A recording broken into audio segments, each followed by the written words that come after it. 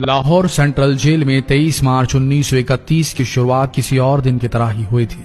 फर्क सिर्फ इतना था कि सुबह सुबह जोर की आंधी आई थी, बहुत तेज। लेकिन जेल के कैदियों को थोड़ा अजीब सा लगा जब 4 बजे ही वार्डन चरत सिंह ने उनसे आकर कहा कि वो अपनी अपनी कोठरियों में चले जाएं। उन्होंने कारण नहीं बताया था। उनके मुंह से सिर्फ ये निकला कि आदेश ऊपर से है। अभी कैदी सोच ही रहे थे कि माजरा क्या है। जेल का नाई बरकत हर कमरे के सामने फुसफुसाते हुए गुजरा कि आज रात भगत सिंह, राजगुरु और सुखदेव को फांसी दी जाने वाली है। उस क्षण की निश्चिंता ने उनको झकझोर कर रख दिया। कैदियों ने बरकत से मनुहार की कि वो फांसी के बाद भगत सिंह की कोई भी चीज जैसे पेन, कंघा या घड़ी उन्हें ला कर दें ताकि वो अपने पोते पोतियों को बता सकें कि कभी वो भी भगत सिंह के साथ जेल में बंद थे। बरकत भगत सिंह की कोठरी में गया और वहां से उनका पेन और कंघा ले आया। सारे कैदियों में होड़ लग गई कि किसका उस पर अधिकार हो। आखिर में ड्रॉ निकाला गया, लाहौर कॉन्स्पिरेसी केस। अब सब कैदी चुप हो चले थे। उनकी निगाहें उनकी कोठरी से गुजरने वाले रास्ते पर लगी हुई थी। भगत सिंह उनके साथ फांसी पर लटकाए जाने के लिए उसी रास्ते से गुजरने वाले थे। एक बार पहले जब भगत सिंह उसी रास्ते से ले जाए जा रहे थे तो पंजाब कांग्रेस के नेता भीमसेन सच्चर ने आवाज ऊंची कर उनसे पूछा था, आप और आपके साथियों ने लाहौर कॉन्स्पिरेसी केस में अपना बचाव क्यों नहीं किया? भगत सिंह का जवाब था, इनकलाबियों को मरना ही होता है क्योंकि उनके मरने से ही उनका अभियान मजबूत होता है, अदालत में अपील से नहीं। वार्डन चरत सिंह भगत सिंह के खैर ख्वाह थे और अपनी तरफ से जो कुछ बन पड़ता था उनके लिए किया करते थे। उनकी वजह से ही लाहौर की द्वारकादास लाइब्रेरी से भगत सिंह के लिए किताबें निकलकर जेल के अंदर आ पाती थी। भगत सिंह की जेल की जिंदगी काफी कठिन थी।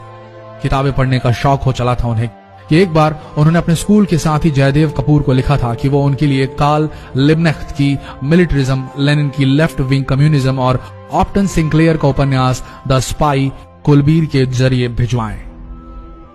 भगत सिंह जेल की कठिन जिंदगी के आदी हो चले थे। उनकी कोठरी नंबर 14 का फर्श पक्का नहीं था, उस पर घास उगी हुई थी। कोठरी में बस इतनी ही जगह थी कि उनका 5 फुट 10 इंच का शरीर बमुश्किल उसमें लेट पाए। भगत सिंह को फांसी दिए जाने से 2 घंटे पहले उनके वकील प्राणनाथ मेहता उनसे मिलने पहुंचे। मेहता ने बाद में लिखा कि भगत सिंह अपनी छोटी सी कोठरी में पिंजड़े में बंद शेर की तरह चक्कर लगा रहे थे। इनकलाब जिंदाबाद। उन्होंने मुस्कुराकर मेहता को स्वागत किया और पूछा कि आप मेरी किताब रिवोल्यूशनरी लेनिन लाए या नहीं। जब मेहता ने उन्हें किताब दी तो वे उसे उसी समय पढ़ने लगे मानो उनके पास अब ज्यादा समय न बचा। मेहता ने उनसे पूछा कि क्या आप देश को कोई संदेश देना चाहेंगे। भगत सिंह ने किताब से अपना मुंह हटाए बगैर कहा, सिर्फ 2 संदेश, साम्राज्यवाद मुर्दाबाद और इनकलाब जिंदाबाद। इसके बाद भगत सिंह ने मेहता से कहा कि वो पंडित नेहरू और सुभाष चंद्र बोस को मेरा धन्यवाद पहुंचा दे जिन्होंने मेरे केस में गहरी रुचि ली थी। भगत सिंह से मिलने के बाद मेहता राजगुरु से मिलने उनकी कोठरी पहुंचे। राजगुरु के अंतिम शब्द थे, हम लोग जल्द मिलेंगे। सुखदेव ने मेहता को याद दिलाया कि वो उनकी मौत के बाद जेलर से वो कैरम बोर्ड ले लें जो उन्होंने उन्हें कुछ महीने पहले दिया था। मेहता के जाने के थोड़ी देर बाद जेल अधिकारियों ने तीनों क्रांतिकारियों को बता दिया कि उनको वक्त से 12 घंटे पहले ही फांसी दी जा रही है। अगले दिन सुबह 6 बजे की बजाय उन्हें उसी शाम 7 बजे फांसी पर चढ़ा दिया जाएगा। भगत सिंह मेहता द्वारा दी गई किताब के कुछ पन्ने ही पढ़ पाए थे। उनके मुंह से निकला, क्या आप मुझे इस किताब का एक अध्याय भी खत्म करने नहीं देंगे? भगत सिंह ने जेल के मुस्लिम सफाई कर्मचारी बेबे से अनुरोध किया कि वो उनके लिए उनको फांसी दिए जाने से 1 दिन पहले शाम को अपने घर से खाना जरूर लाएं। लेकिन बेबे भगत सिंह की इच्छा पूरी नहीं कर सके क्योंकि भगत सिंह को 12 घंटे पहले फांसी देने का फैसला ले लिया गया और बेबे जेल के गेट के अंदर ही नहीं घुस पाए। थोड़ी देर बाद तीनों क्रांतिकारियों को फांसी की तैयारी के लिए उनकी कोठरियों से बाहर निकाला गया। भगत सिंह, राजगुरु और सुखदेव ने अपने हाथ जोड़े और अपना प्रिय आजादी गीत गाने लगे। कभी वो दिन भी आएगा कि जब आजाद होंगे हम, या अपनी ही जमीन होगी या अपना आसमान होगा। फिर इन तीनों का एक एक करके वजन लिया गया। सबके वजन बढ़ गए थे। इन सब से कहा गया कि अपना आखिरी स्नान करें। फिर उनको काले कपड़े पहनाए गए लेकिन उनके चेहरे खुले रहने दिए गए।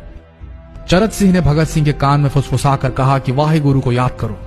फांसी का तख्ता भगत सिंह लिए बोले, पूरी जिंदगी मैंने ईश्वर को याद नहीं किया। असल में मैंने कई बार गरीबों के कलेश के लिए ईश्वर को कोसा भी है। अगर मैं अब उनसे माफी मांग लूं तो वो कहेंगे कि इससे बड़ा डरपोक कोई नहीं। इसका अंत नजदीक आ रहा है, इसलिए ये माफी मांग रहा है। जैसे ही जेल की घड़ी ने 6 बजाया, कैदियों ने दूर से आती कुछ पद चांपें सुनी। उनके साथ भारी बूटों के जमीन पर पड़ने की आवाजें भी आ रही थी।